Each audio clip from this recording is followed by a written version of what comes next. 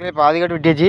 அந்த ஒரு பெரிய அறுப்பு சுற்றி வந்ததில் இந்த ஒரு பெரிய அறுப்பு வெட்டிட்டேன். 10 அறுப்பில் முக்கால்வாசி இருக்குது. இன்னும் அந்த கொக்கு அந்த ஒரு ரெண்டில் ஒரு கொக்குன்னு தோக்கணுக்கா அந்த வெள்ளை கலரில் அந்த சைடு ரெண்டில் அந்த கொக்கு வரைக்கும் போகணும்.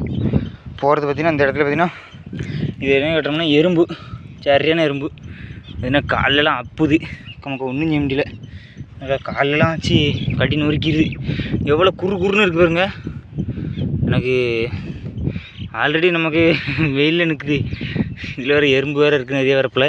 இது அருகம்புல் வரப்புன்னொன்னே இதுதான் அருகம்புல் வரப்பு இருக்குன்னொன்னே இந்த புல்லுக்கு வந்து எறும்பாக தான் வரும். இன்னும் கொஞ்சம் காடு பல்ல கடிச்சிட்டு வெட்டிட வேண்டிதான், வேறு வழி இல்லை. அப்புறம் பார்த்திங்கன்னா இதில் ஒரு பிள்ளை பூச்சி போச்சுது, இன்னும் ஒரு பிள்ளை பூச்சி குட்டி இருக்குது. இது எறும்புக்குள்ளே அமுட்டுச்சுன்னா எறும்பு எல்லாத்தையும் கொண்டு விடும். அதனால் மேலதி விட்டேன், மேலேயும் பூரா எறும்பாக தான் இருக்குது. அந்த வயலுக்குள்ளே போட்டேன், அது அங்கே போயிடும். சரி பார்த்திங்கன்னா கொக்கு நம்ம பின்னாடியே வந்துட்டுருக்கு. யாருமே இல்லையான்னு பார்த்துக்கிட்டு இருந்தேன், ஒத்தையில் வெட்டிகிட்ருக்கேன்.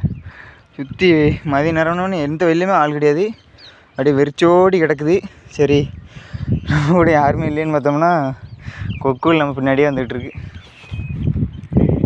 அப்படியே பின்னாடியே தொடர்ந்து வந்துட்டு நம்ம வெட்ட அதில் உள்ள புழு மண் புழு அதுனா அதில் வந்து எறும்பு இருந்துச்சு. அந்த எறும்பு இருந்த இடத்துல மட்டும் கொக்கு நிற்க முடியாது. ஏன்னா அதுக்கே தெரியுது கொக்கு அப்புறம் எறும்பு இருக்குதுன்னு சொல்லி. சரி நமக்கு காலில் அப்புறம் எறும்பு ஏறுது, வெட்டி முடிச்சு இந்த ஒரு எறும்பு கடந்துட்டு வெட்டி முடிச்சுட்டு பார்க்கலான்னு